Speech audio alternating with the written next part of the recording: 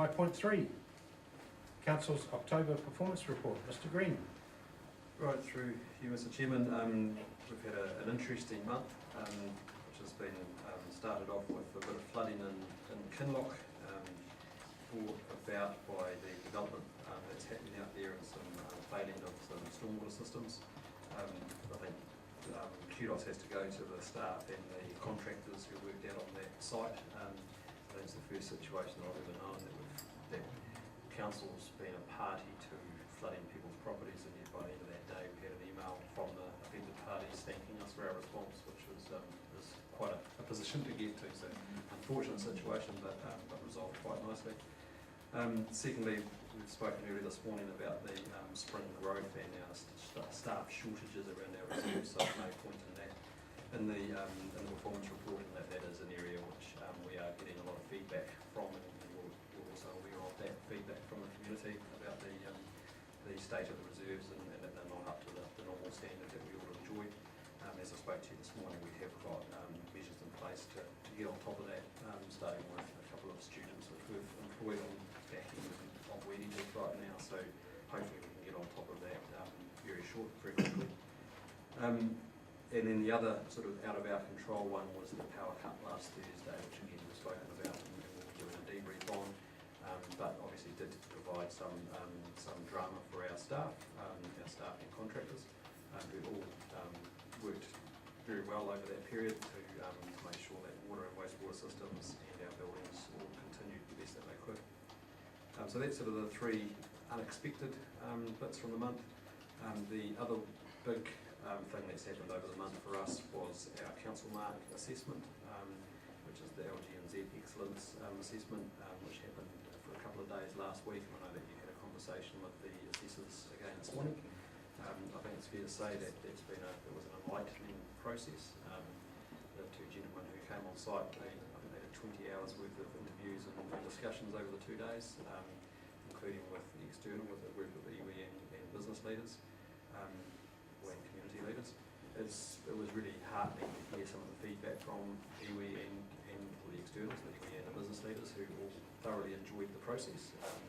And the word courageous came out quite a bit from those participants, that we were being courageous, opening ourselves up to such a warts and all review. So really looking forward to the outcome of that. I'm told that we'll get a draft report before Christmas to have a look through and fact check, but the final report in grade will be after the new year, so sort of January, February. But I'm really excited to see what that comes with. I'm a bit impatient actually. It was a really fun process, and already they provided an excellent interview. They provided quite a bit of good feedback and commentary, and some sort of informal recommendations that they've already come up with.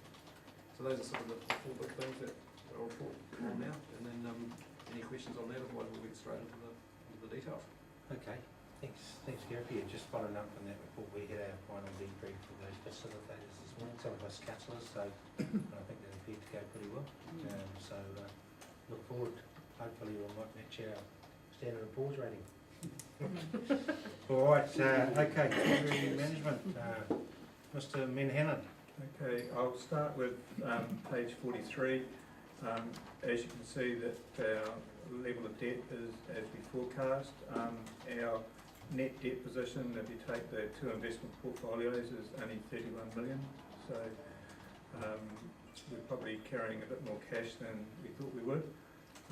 This flows on to page 44, where we can see our actual returns of our general funds is substantially greater than what we've budgeted for, and that's the result of the amount of cash that we've been holding.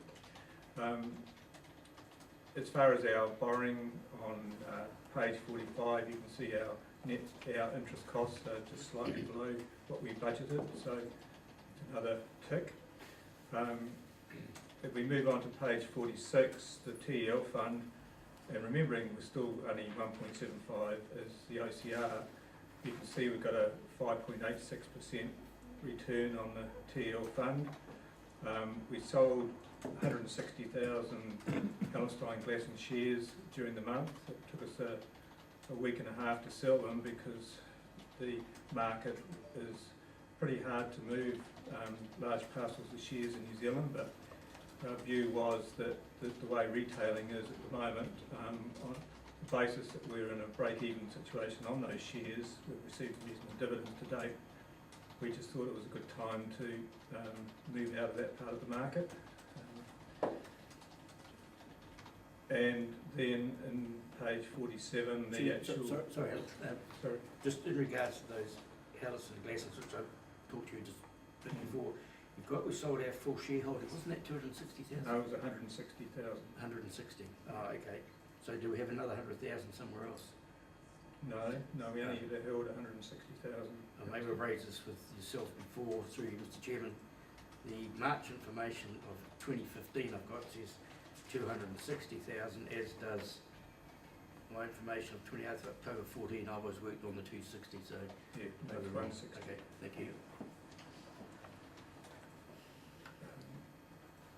And then the counterparty exposure, once again, we have this issue of no commercial paper in the market that makes it worthwhile investing into, so we are very heavily invested into the banks. We move on to the actual financial performance, page 48. It's a similar picture to what we have pasted or painted for the last 2 months. We're still about $1 million ahead of plan. We're getting substantial increases in our revenue, especially the regulatory. The revenue from the venues is up, and this is high levels of activity, it's not poor budgeting. And the net result, as I say, is $1 million still ahead of plan.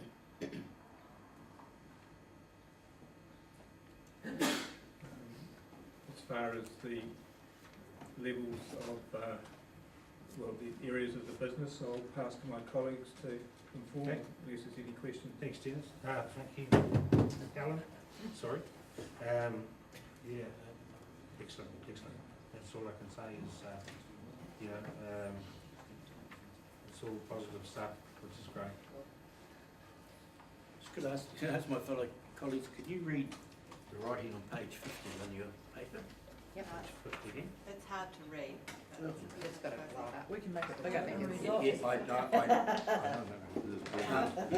I know, but you've got to go like that. Can't make everything.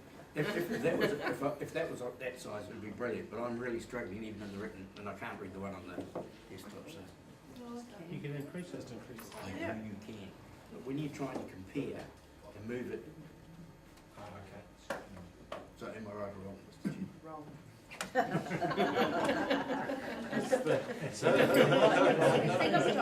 Oh, you've got to use two fingers. I know that, I'm not that stupid. But that's the whole Sure. Okay, where are we up to? Then page what? Community services. Community services. What does it say there? What page? Page 51, Your Worship. Page 51. Okay, cool. Got it. All right, good afternoon, Mr. Fox and Mr. Strongman. Good afternoon, Your Worship, Councillors. I'll cover part of community services on pages 51 and 52. As you can see from the finances, tracking pretty nicely. Capital expenditure program being managed very well. If I look at, noticed. 0.0. yep, goes well, doesn't it? Delivered on time. So we can afford some signals. Wrong budget. Oh. An ongoing theme, really. So business as usual in the community space, the community events program is continuing. Very successful white ribbon neighbourhood event the other, I think it was last Monday at Pihanga. I think good weather equals good turnout, so it was, from all accounts, a very good community engagement program. You would have seen in Gareth's report, we had a very nice celebration of a retiring controller the other day at the Emergency Management Committee, for 15 years or so as a controller for the council. He received a ministerial award, and rightly so. And also we're in the process, as Gareth has also indicated in his report, to appoint a new local controller. So that process has started, Mr. Doug Wilcox. We're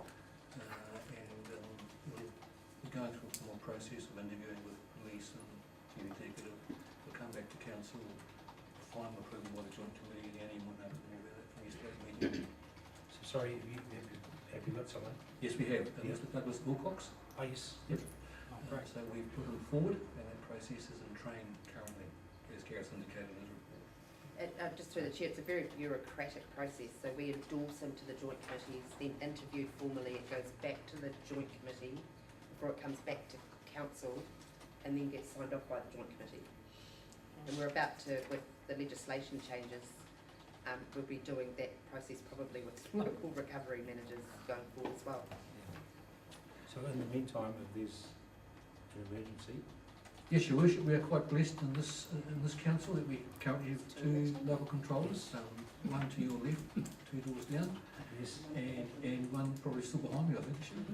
So, I'm looking at you. yeah, hopefully I've said the right thing, Ariel, so, yeah. So, look, we are lucky in that space, and a lot of other councils are in that space, to be honest with you. So, yes, but in our plan, we have allocation of 3, and in the group plan, there's also stated that we would have 3. So we're looking to maintain it. Just on the group plan, you would have seen in Ariel's presentation this morning about targets and the KPIs. There's one there for the emergency management area, which is really related to the group plan. It's actually, it might look like it's simple, but the work program in the line of the group plan is going to be quite big. So our sort of processes between now and 1 July next year is really trying to get ourselves lined up so we can meet the expectations of that. It's a statutory requirement we have to fulfil.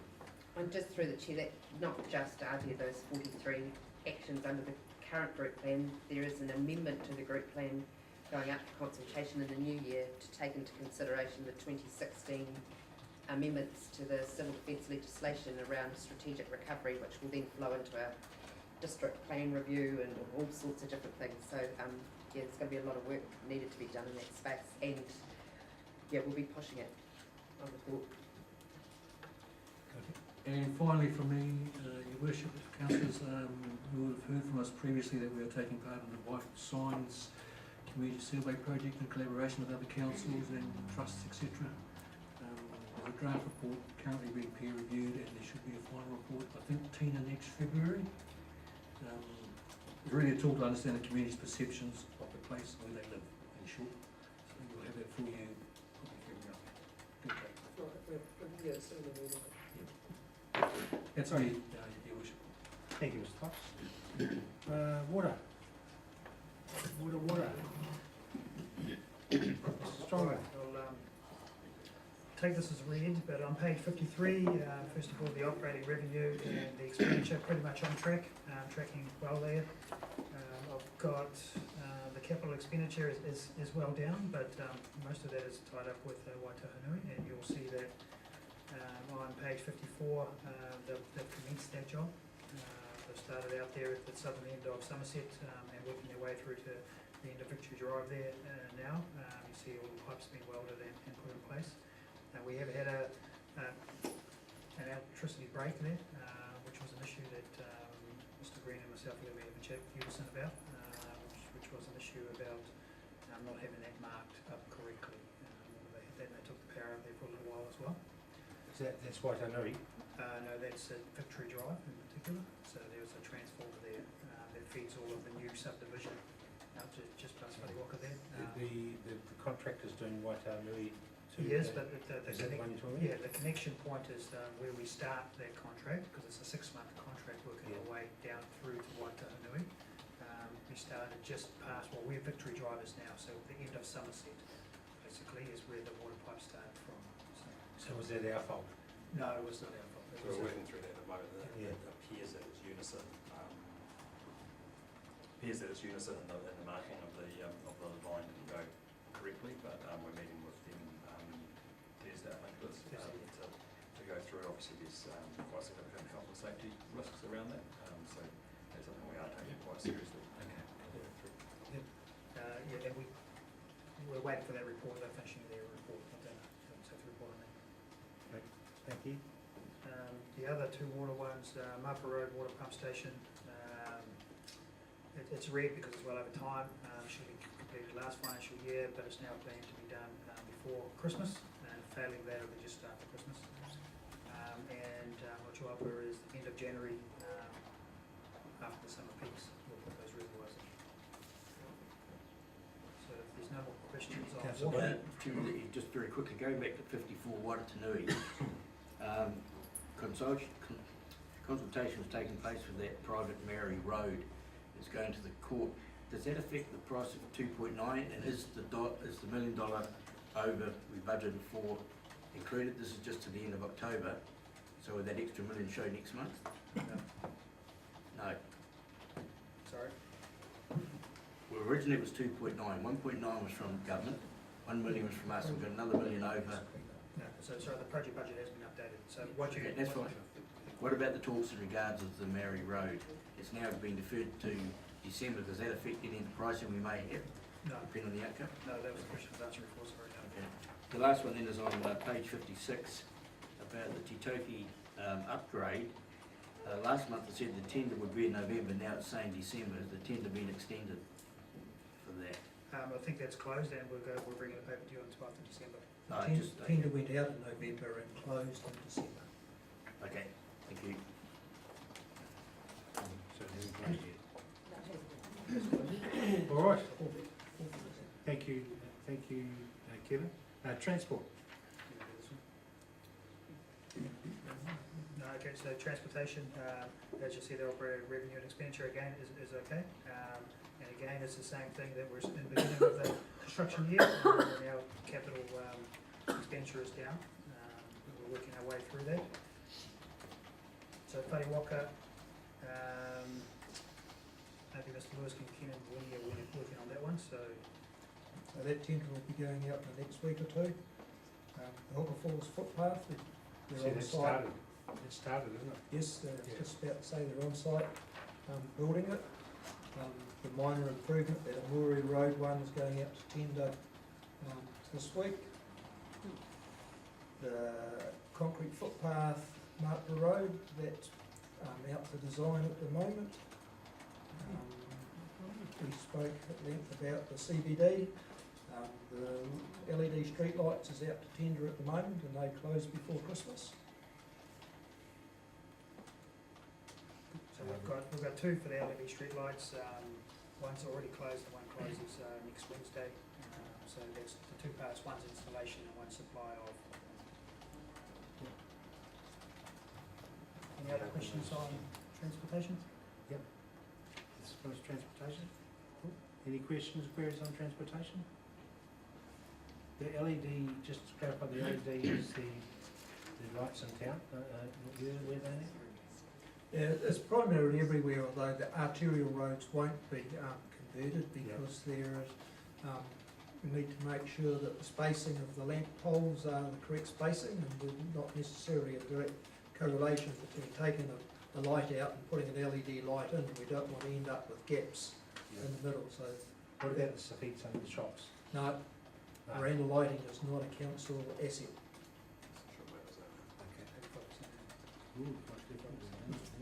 So just a reminder, that was highly subsidised, so that's 85% subsidised. No, some sort of, okay, cool. All right, community facilities. Maybe I'll just take that part as read. Otamaheki is going out to tender, and the tenders close on December the 20th. And this is just an example of the time pressures that we're under, but also the time pressures our consultants are under. We've been really pushing them hard for that, and we've finally got that across the road to actually get that out to tender. But that's something that we're going to have discussions with moving forward on deliverability of all of this stuff, particularly in our new plan, since it's quite substantive.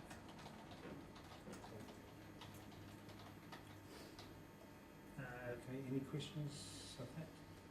Community facilities or Turangi playground? Put the red dot, but I'll move on to wastewater then, page 63. Really the only thing to note there is, just close that, is the extra operating expenditure at the moment, and in reality that's around root cutting and jetting of our mains to make sure we don't have any blockages.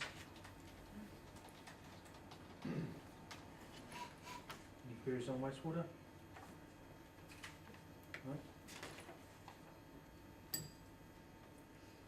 I suppose the only other thing to note on that is on page 64, Pukawa, we've received tenders for that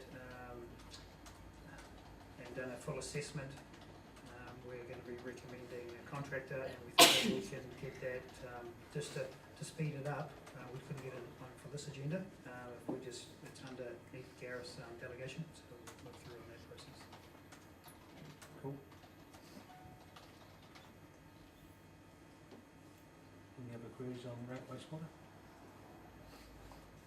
And then the final two are solid waste and stormwater, and I'll take those as read if there's any specific questions, but everything's running smoothly on those.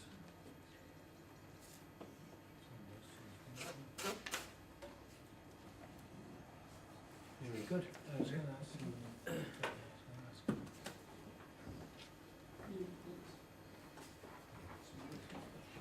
All right, back to you, Mr. Green. Have you got any final summary?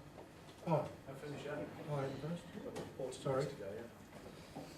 What have we got next? Democracy and planning. Is it next? It is, your worship, on Yep. pages 70, 71. Yep. Rest business as usual, financial tracking on wisely. Once again, the capital program being managed very, very well. Pretty much business as usual, I said. We have had PwC here doing an internal audit on our treasury management policy. You will recall that this is part of the policy to have this independent audit done every year. So the field work has just been completed, and that report will come to audit the risk February, March, I think is the next meeting. Pretty much that's it, Your worship. Gareth has already covered the Mary Ward discussion that you've already had previously, so business as usual. Any questions? Okay. Economic development, so I've just got the latest, quickly the summary of the latest economic data which will flick out to the full report. So there's GDP growth about 3% September this year, which is above the national average, which is sitting at 2.5%. Traffic flows into the district rose by 5%. Building consents up 15%. Electronic card transactions showed retail spending growth in total of 6.8%, which is the national average being 3.8%. Tourism expenditure up by 11%. Population growth around 600 up to June 2017, or 1.7%. One of the big issues we've got is our unemployment rate is pretty low, which is running at 3.7% in terms of that skill shortage. So there's some, it's not an issue, but it's a good problem to have again.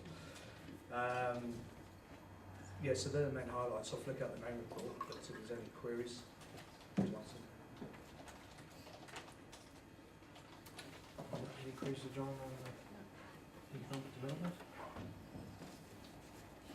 Portfolio manager, did you make any comment? No? All right, thank you very much. Now, is that it? Right. Okay, so just a resolution there. Any other concluding comments, CEO, or you're okay? Good. All good. Thank you very much, everyone. WSLG for presenting all that. Do I have a mover, please? Thank you, Councillor Johns, seconded by Councillor Harvey. All those in favour, please say aye. Aye. Those against? Carried.